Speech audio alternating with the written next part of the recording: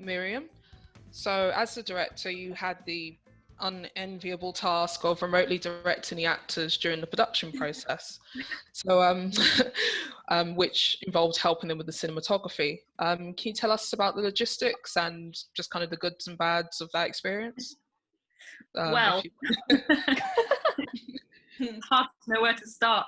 Definitely the weirdest, creative situation I've ever been in.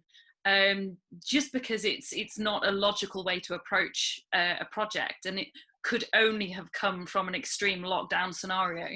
And there were quite a lot of unexpected situations.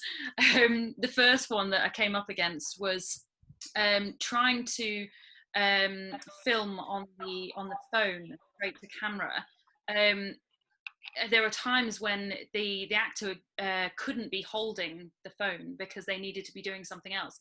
Therefore, the phone had to be somewhere at exactly the right angle, which is difficult when you're trying to follow cinematography rules as to how to frame a shot and where the actor should be within the shot.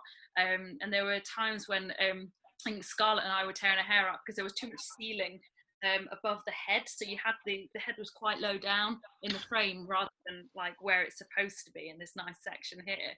And we had to prop the phone up on a box on a ledge outside the window, with the window holding the phone so it was angled slightly down to match the frame exactly the right.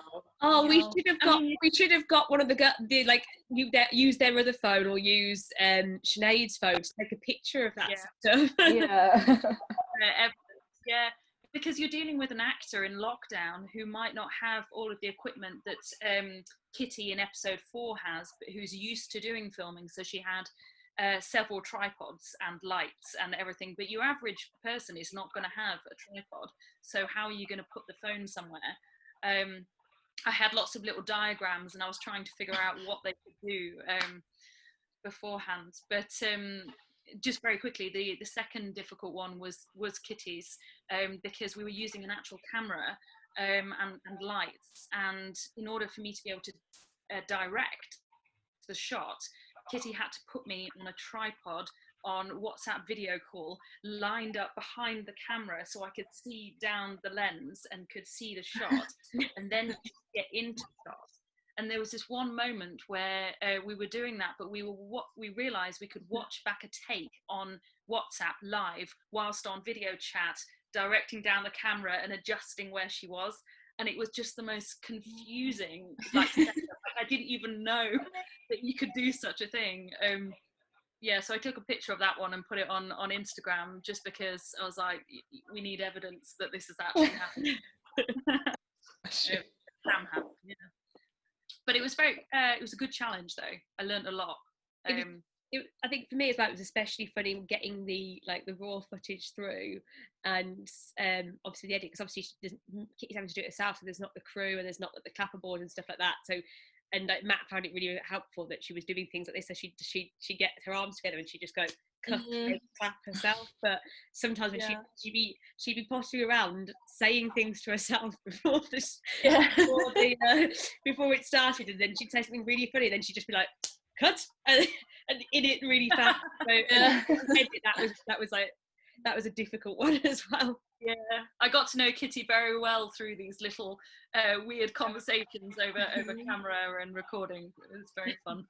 Very fun. Was there anything that you found just didn't work at all that you tried? Filming outside was very difficult because of the light. So one of the things that takes a very long time is doing a take, sending it, me arranging it, them actually doing it and sending a take through, me watching it back, and then it's quite a laborious process. And usually if you're on set, you can film something within 5 or 10 minutes flat, and you can adjust it on the fly, which gives you a lot more control. Whereas when we were doing it this way, because of the time taken, the light was shifting too much. And so the light was actually changing the shot. And I know on episode 1, scene 3, where they're outside practicing for the film, we had to keep moving locations, because trying to get the balance between the shade and the light was really tricky. So that was something that the time taken was actually working against what we were doing, I think. Yeah, and audio, I think, is trickier in virtual filming, particularly with Zoom, if it can't EQ between the voices very well. So it's not quite as good from that perspective. We'd need more equipment to be able to do that to a professional standard, I think. Emma, can I ask a question? Was it primarily filmed on iPhones, or was it just the kitty one that you actually filmed with a proper camera? I'm really interested in how you actually did that.